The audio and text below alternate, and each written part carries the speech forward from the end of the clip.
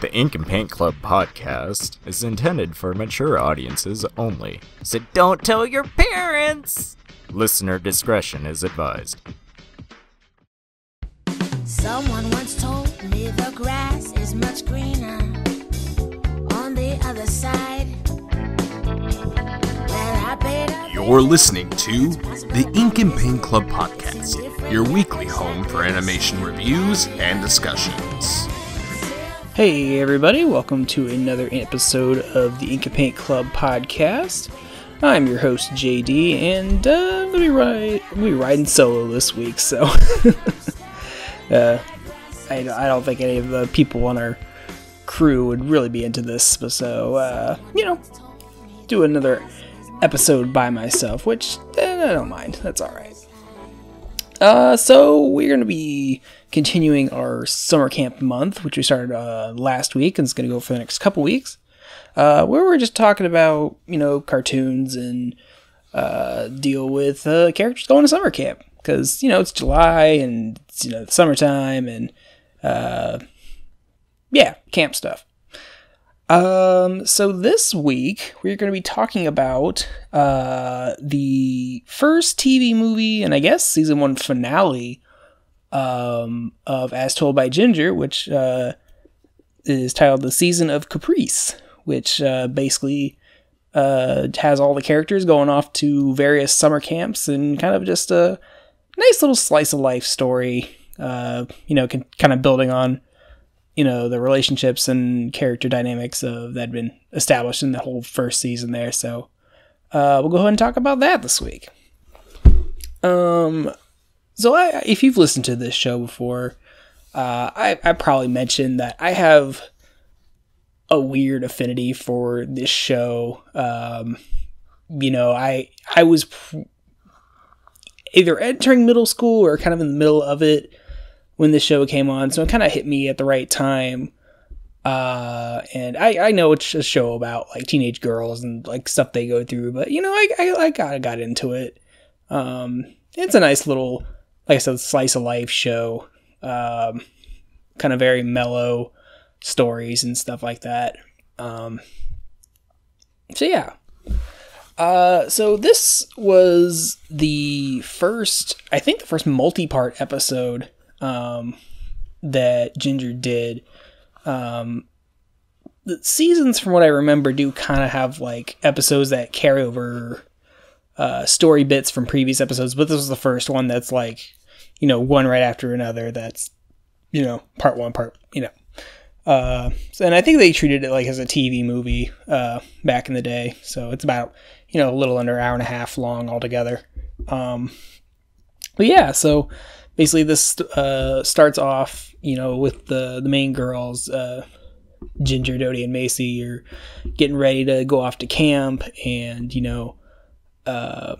Courtney, who's the rich kind of snobby girl, overhears them going on about it, and kind of like, you got Cree Summers' character, Miranda, who kind of like tells Courtney she's not cut out for camping. Courtney kind of takes offense to that and decides she's gonna go to camp instead of going on a cruise for the summer. So that's already kind of setting up a kind of funny dynamic, seeing the rich snobby girl kind of thrown into wilderness and dealing with that. And that's kind of what Courtney's entire arc for the movie is just being out of her element and being out of her element both environmentally and socially.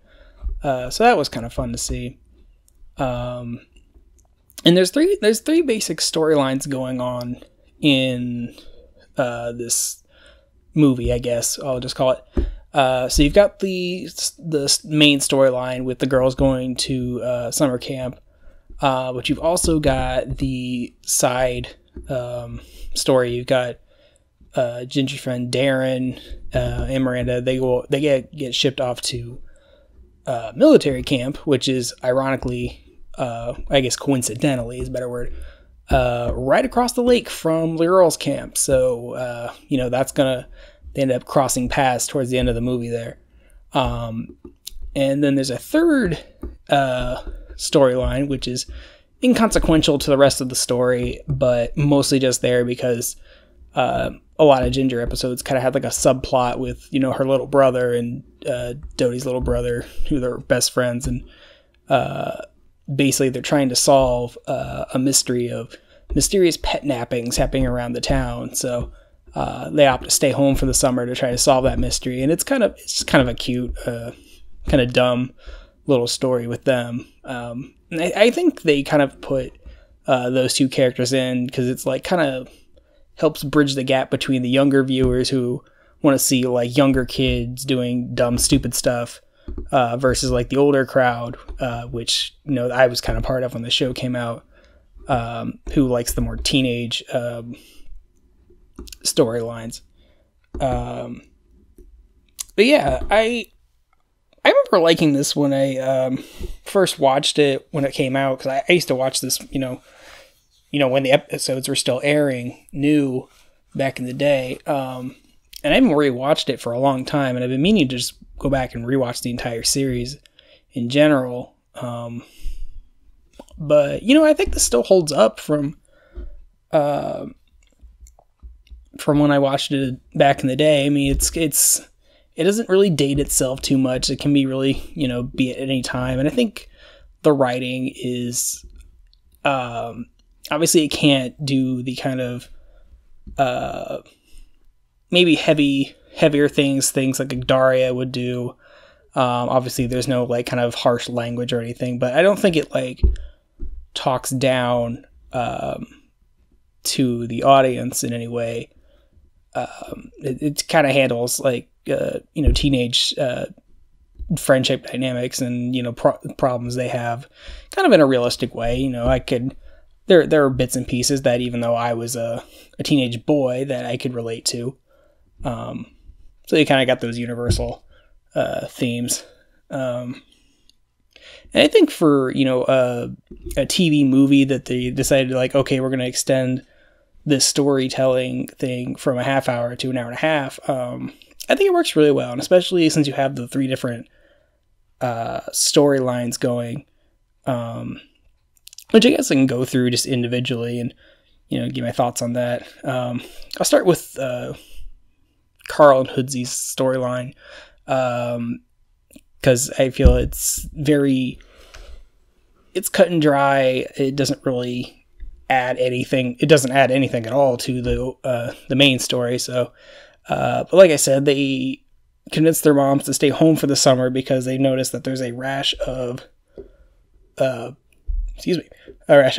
nappings going around their town, and I guess Carl's dog had ran away when he was younger, and he kind of sees this as a righting a wrong of his dog disappearing. So they vow to catch this pet napper, and they decide to disguise themselves as household cleaners in an effort to get into people's houses to kind of like investigate like who might be stealing all these pets. Unfortunately, the only person that ever hires them is their school principal, and it kind of just winds up with them thinking that the principal is the one stealing the dog, but it turns out the principal has his own dog that's locked up in his basement because he has a new girlfriend that doesn't like dogs, and he's just trying to keep them separated. But it's all big misunderstanding, and, you know, young boys' imaginations running wild and kind of jumping to conclusions with little evidence. So yeah, it's kind of it's a fun little story. I could see this being maybe shortened down and put into a regular episode as well. But I enjoy the boys' side stories, especially in the normal episodes, because they're just kind of fun, usually kind of gross.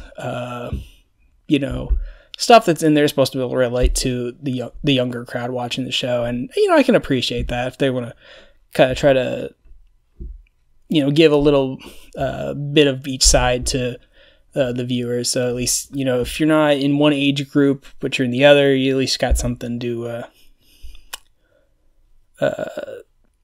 you know, latch on to. So yeah, that was the part of the movie that's like, it's part of I would click into a different tab and kind of check on something else while that was going on. It wasn't like anything mind-blowing, and nothing really happens. Like, none of the characters grow from it. So, they kind of get busted at the end for, accusing the wrong guy. The cops show up, and, everything just kind of go back to normal at the end. The storyline with Miranda and Darren going to military camp is kind of fun, because you're seeing two characters that don't normally interact, and even they kind of poke fun at the fact that they're in this horrible situation, and they have a lot of similar backgrounds, and they kind of poke fun. It's like, oh, why have we never hung out before? Because we're so similar. So it's kind of nice to see that. It's kind of fun seeing them go through bits of military camp and how awful that must be, and they don't try to sugarcoat what military camp would be. Well, maybe a little bit, because I'm sure actual military camp is worse than whatever they showed in this show, but obviously it doesn't look fun. I certainly would never want to go to military camp. That sounds awful. But yeah, seeing that kind of dynamic, and especially seeing Miranda kind of show up at military camp, because the last time you saw her in the movie was that Courtney canceled their summer cruise plan to go to camp instead, so that kind of screwed over Miranda's for her summer plans. But she just shows up at military camp because her dad's the head sergeant, so it's like, oh, well, that's kind of fun. I guess that's where she got stuck. Yeah, and just seeing the two kind of play off each other and like eventually try to make a break for it, because they just can't stand camp anymore, so they try to seeing them break out of camp and head over to the girls' camp, which, like, again, is like right across the lake from them. You could see it from the shore, so that was kind of funny. I like that part of the movie. I think, again, so you're seeing two characters that don't normally interact, and it kind of sets up a little bit of stuff that happens in the next season, because I think, if I remember right, the episode immediately after this is the episode where Darren gets like his giant braces headgear off, and I think he and Miranda actually go out for a little bit. So the seeing them together in this movie, kind of starting to get along, it kind of leads into that. And like I was saying, that Ginger doesn't have like a huge connected storyline from what I remember, but bits and pieces from each episode will kind of bleed into future episodes. So, you're peppering in story elements that, you'll use sometime down the road. But the big storyline, deals with the main girls going off to their yearly summer camp, Camp Caprice, which is an all-girls summer camp. And I don't know if it's maybe the summer camp, because I went to Boy Scout camp every summer, and I don't know if it's just the camp I went to was different, but every time they show summer camp in cartoons or in TV or whatever, it's always like this whole summer thing. Like, you go for the entire summer, but like anyone I've talked to who actually went to camp, like, it's only been I only went for like a week and a half, 2 weeks. So I always think it's weird that, media shows camp as this whole summer thing. It's kind of cool in the sense it's kind of like, it kind of gives this like, summer whimsy kind of thing, where it's this big away from home kind of adventure kind of thing. So I kind of like the whole going to summer camp, kind of story trope, I guess. So you've got all these side plots going, but each of the girls has like their own little, because Dodie puts up a chalkboard in their cabin, basically said, these are going to be, everyone needs to write down a summer goal. And that kind of ends up being what everyone's storyline kind of follows. So like Dodie's trying to be more hands-on, and she kind of ends up being a junior camp counselor in training, and that kind of goes to her head, and she kind of started being a overly controlling kind of person and kind of starts annoying everybody else, which, yeah, I've known people like that. You give kids just a little bit of power and, they take a mile. You got Macy, who's obviously the, short little nerdy girl, and she has the insurmountable goal of trying to pass the swim test in the lake. And seeing how she finally kind of gets over her fear of that is actually kind of funny, which I'll talk about in a minute. Then, like I said, Courtney is basically literally just there to survive, because her expectations of what camp was going to be is obviously way off from what she's used to. So, I mean, she's obviously very out of her element at camp. There's obviously no, amenities that rich people are used to, that, us normal folk are very used to at going to camp. So, it's kind of just interesting seeing her, in her fancy clothes, trying to navigate camp and those wooden Japanese shoes, trying to go hiking with those, or being bitten by mosquitoes constantly and just being very annoyed by everything. And even she kind of comes around on it. Not really, but kind of. Ginger kind of doesn't really ever write a goal, but she kind of has one because there's one guy in the entire camp, and it's this good-looking ranch hand guy named Sasha, which is totally a lady's name. And she gets cotton smitten with him towards the beginning of the movie, and it is kind of a back and forth. It's like, oh, are they going to get together? Or are they not? It doesn't help because Courtney, obviously, in an effort to kind of assert her dominance over the other campers, I guess, constantly kind of brags about I've taken Ginger under my wing. I've introduced her to, this really popular, all these popular people, and I got her this nice popular boyfriend, which obviously that's a lie.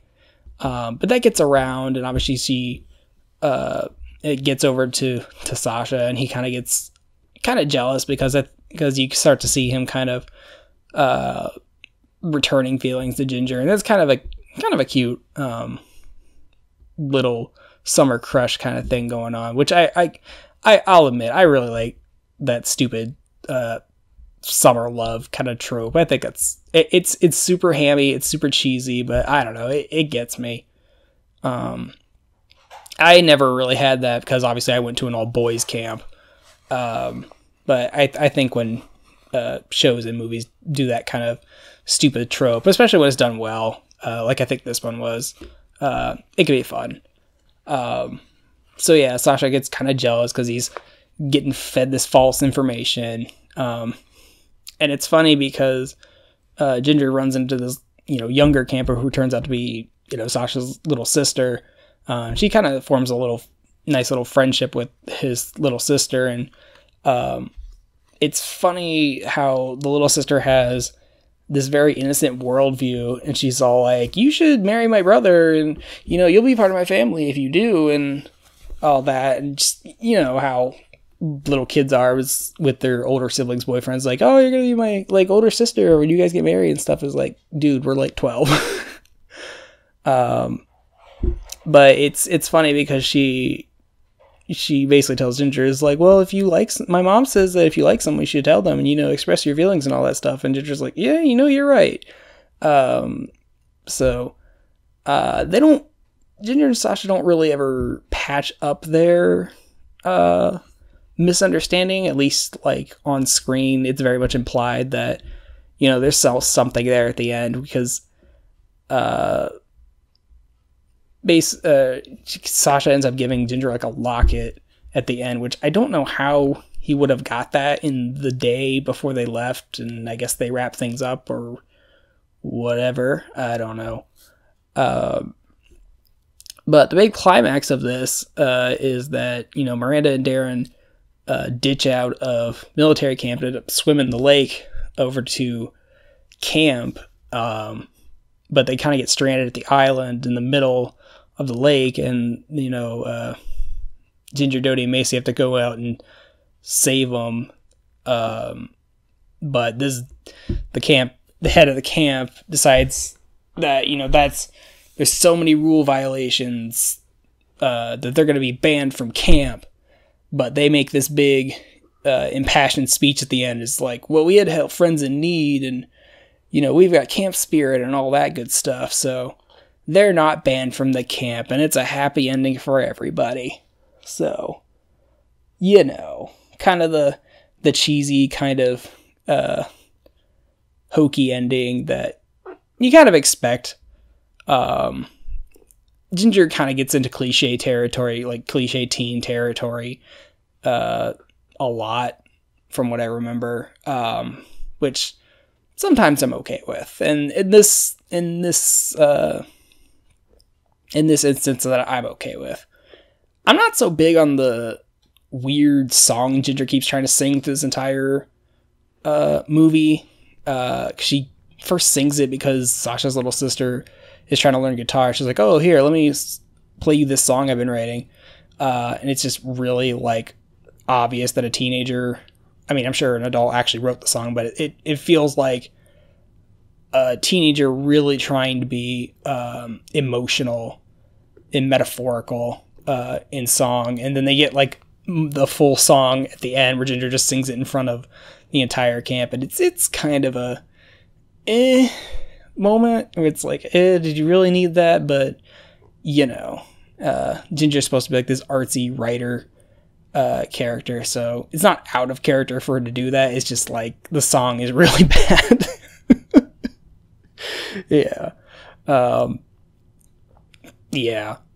So overall, it was kind of nice revisiting this show, and I think I want to rewatch the rest of it because it's been a long time, and I really like that show. It's just kind of a nice, cozy show most of the time. There's, your usual teen drama, girls being catty and misunderstandings and young boy hijinks and such. But I don't know. It's a cozy show for me. I think it's fun. I probably said it on the show. Pretty much put teen angst and basically put teen anything in animated form and I'll watch it. Same reason I watch Total Drama and I watch Daria and probably other things that I can't think of off the top of my head. I don't know. That stuff just appeals to me, I guess.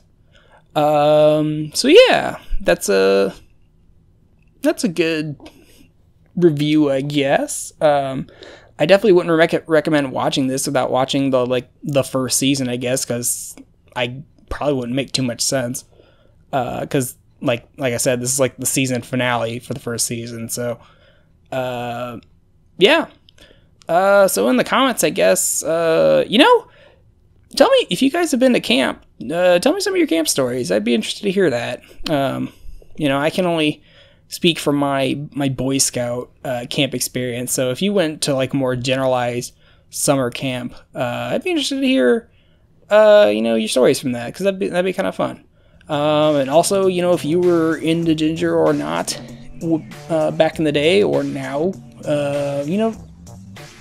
write a comment about that too. That'd be cool. So yeah, that's about all I got for this week. So come back next week where we're going to be continuing more summer camp month fun, and it should be a good time. So thanks everybody for listening, and we'll catch you all next week. Thank you for listening to this episode of the Ink and Paint Club podcast. Be sure to subscribe to the channel so you can catch a new episode every week. Also be sure to follow us on our Facebook and Twitter so you can keep up with the show. Links are in the description. We'll see you next week.